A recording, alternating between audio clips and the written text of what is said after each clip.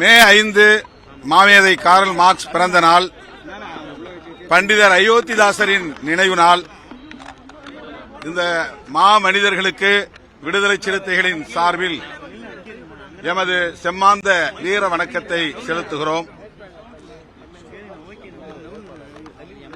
தேர்தல் முடிவு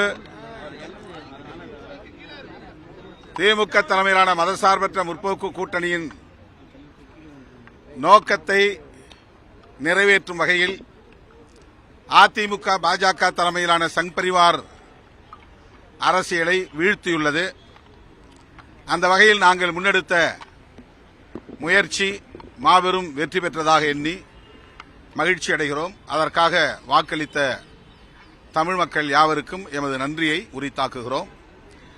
வருகிற 7ஆம் தேதி சென்னை உள்ளிட்ட தமிழ்நாடு முழுவதும் உள்ள நகர்ப்புறங்களிலும் அனைத்து மாவட்டங்களிலும் இடதுசாரிகள் மற்றும் விடுதலை சிறுத்தைகள் கட்சியின் சார்பில் கண்டன ஆர்ப்பாட்டங்களை நடத்துகிறோம்.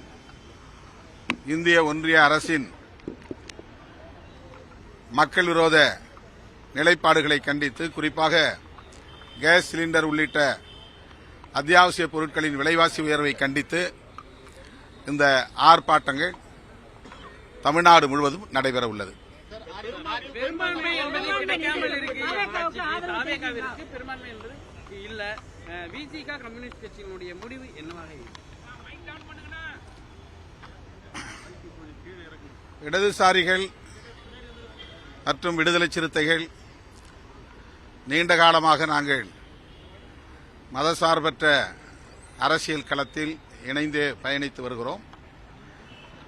எதிர்காலத்திலும் முக்கியமான அரசியல் முடிவுகளை இணைந்தே எடுப்போம். இது குறித்து இப்போது நீங்கள் எழுப்பிய கேள்வி குறித்து நாங்கள் இதுவரை எதுவும் சிந்திக்கவில்லை, முடிவெடுக்கவில்லை. சட்டமன்றம் தற்போது உருவாகியுள்ளது. இந்த நிலை எந்த அளவுக்கு நீடிக்கும்? பொறுத்திருந்து பார்ப்போம். உங்களை மாதிரி தான் நாங்களும் ஸ்பெக்டேட்டரா இருக்கோம். அது உங்களுடைய யூகமான கேள்வி. அது யூகமான கேள்விக்கு யூகமாக